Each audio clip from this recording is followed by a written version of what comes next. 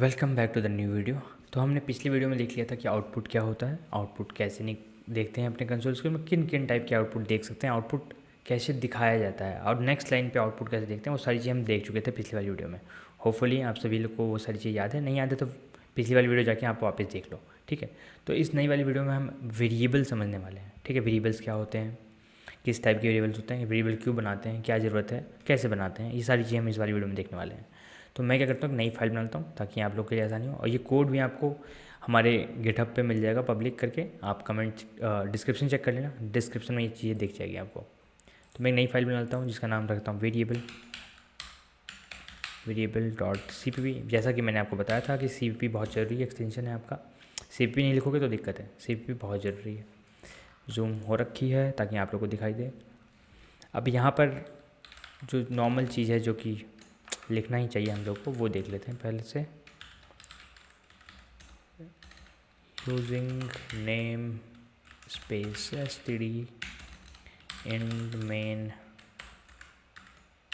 Return 0, ठीक है। तो इतना हमने समझ लिया। अब हमें वेरिएबल समझने की ज़रूरत है, वेरिएबल क्या होता है।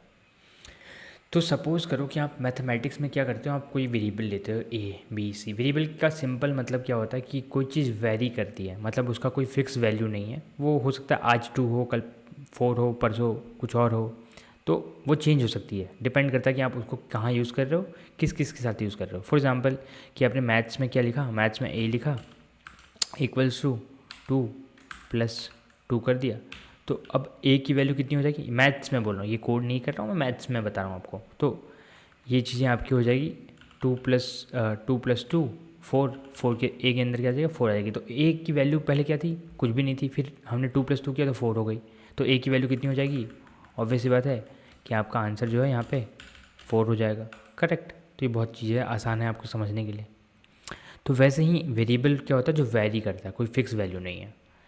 तो आपको अगर यहाँ पर वेरिएबल बनाना है C++ में, तो आपको पहले तो डेटा टाइप डिफाइन करना पड़ता है। डेटा टाइप हम देखने वाले हैं, आपको परेशान होने की ज़रूरत नहीं है। अभी छोटा सा देख लेते हैं ताकि आपको याद रहे, जब उस टाइम में आप पढ़ोगे डेटा टाइप तो आपको बेहतर समझ में आएगा, इसलिए हम छोटा सा देख लेते हैं। तो यहाँ पर पहले आपको बताना पड़ता है कि आप जो वेरिएबल बनाने वाले हो वो आपका क्या टाइप क्या है, उसका वेरिएबल का आपका टाइप होने क्या वाला है। सपोज़ करो कि आपकी 2 + 2 जैसा कि हमने ऐड करके रखना था, तो ऑब्वियस बात है कि आप 2 + 2 करोगे तो आप इंटीजर रखोगे, क्योंकि इंटीजर वैल्यू है। 2 + 2 4 होता है, इंटीजर है, पॉजिटिव इंटीजर है, ठीक है। तो इंट होता है उसके लिए। इंटीजर एक डेटा टाइप है इसके अंदर। मैं आपको बाद में ये सारी डिटेल में बताने वाला हूँ, लेकिन अभी के लिए इतना समझ लीजिए कि हमने 2 + 2 किया था जो कि एक 4 है, 4 एक इंटीजर वैल्यू है, तो मैंने इंट ले लिया। अब मेरे को वेरिएबल बनाना है, सबसे इम्पॉर्टेंट वेरिएबल के अंदर कि वेरिएबल बनाते कैसे। आप कुछ भी नाम लिख सकते हो एक्सेप्ट कीवर्ड नहीं लिख सकते। कीवर्ड क्या होते हैं, अब कीवर्ड एक नया चीज़ आ गया आपका। तो कीवर्ड क्या होता है, ये चीज़ें जो पहले से रिजर्व है, जो कि हमारा प्रोग्रामिंग में पहले से यूज़ हो रही है। जैसे मेन है, मेन ये पहले से यूज़ कर रहे हैं, इंड पहले से यूज़ कर रहे हैं, नेम स्पेस यूज़ कर रहे हैं, आईओ स्ट्रीम यूज़ कर रहे हैं, इंक्लूड यूज़ कर रहे हैं, ये सारे कीवर्ड्स हैं। रिटर्न एक कीवर्ड है, रिटर्न यूज़ कर रहे हैं ये लोग, तो मैं रिटर्न नहीं लिख सकता हूँ कि रिटर्न से का मतलब, तो ये कुछ और समझेगा। रिटर्न का मतलब ये होता है जो ये कर रहा है। आप अब वहाँ पर भी रिटर्न लिख दोगे तो कन्फ्यूज है कि यहाँ पर रिटर्न है, यहाँ पर रिटर्न है, आप 2 रिटर्न क्यों लिख दिया भाई, समझ रहे हो ना। तो कन्फ्यूजन क्रिएट हो जाती है, इसलिए हम कीवर्ड को इस्तेमाल कभी भी नहीं करते वेरिएबल के लिए, ठीक है। तो वेरिएबल कीवर्ड को छोड़ के कुछ और लिख सकते हो। कुछ और क्या लिख सकते हैं, 2 लिख दूँ, बिल्कुल नहीं। आपका कीवर्ड का कभी भी स्टार्टिंग, जो स्टार्टिंग वाला लेटर होगा वो कभी भी एक इंटीजर, एक नंबर, इन सारी चीज़ें नहीं हो सकती है, ठीक है। हमेशा वो एक अल्फ़ाबेटिकली ऑर्डर में स्टार्ट होना चाहिए। ज़्यादा से ज़्यादा आप अंडरस्कोर यूज़ कर सकते हो, अंडरस्कोर अलाउ है, अंडरस्कोर ABC लिख देता हूँ, अलाउ है। ये एक वेरिएबल बन गया जिसके अंदर 0 रख दिया मैंने, कोई दिक्कत वाली बात नहीं है। सेमीकोलन आपको बताया ही था, भूलना नहीं कि हर लाइन को एंड करने के लिए सेमीकोलन यूज़ करते हैं।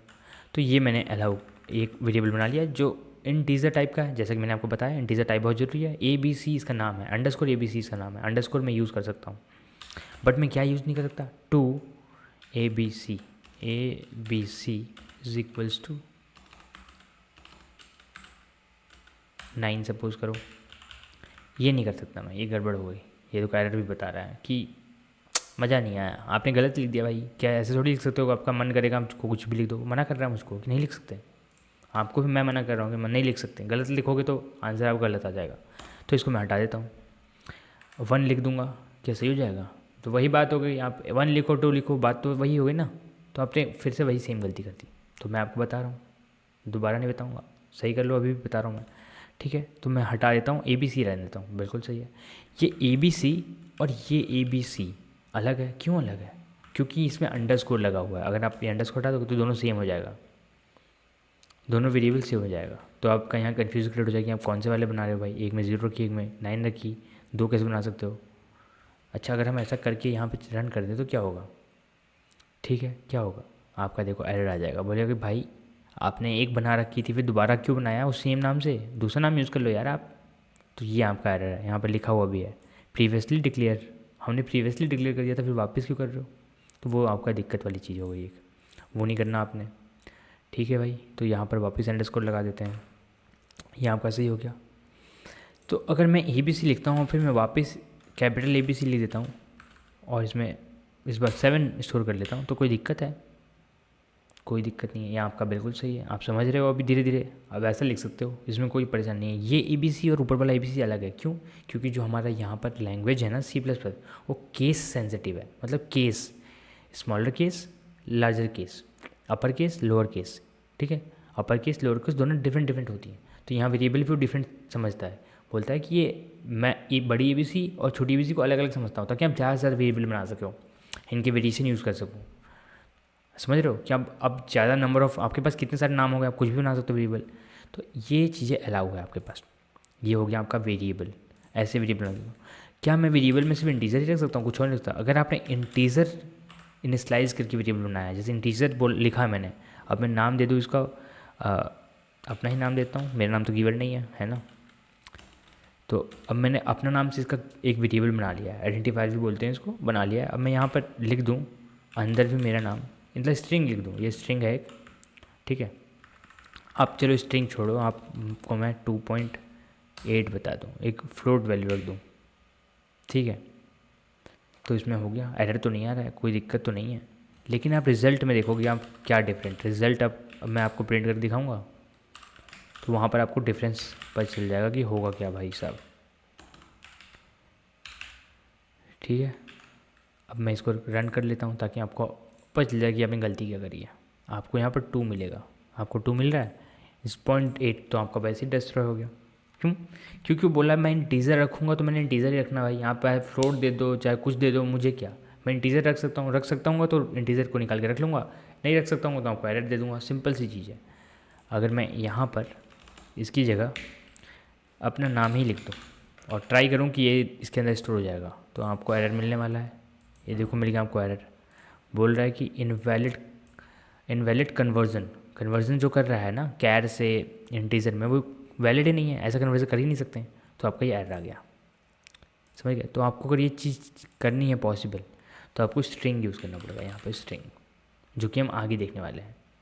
ठीक है, अभी देखोगे तो दिक्कत आएगी, तो हम आगे स्ट्रिंग यूज़ करने वाले हैं यहाँ पे, तो शायद हमारा काम हो जाए। बट वो बाद की चीज़ है, डेटा टाइप की चीज़ है, अभी हम सिर्फ वेरिएबल समझ रहे हैं। तो वेरिएबल आप कुछ भी बना सकते हो कीवर्ड को छोड़ के, ये आपका पहला चीज़।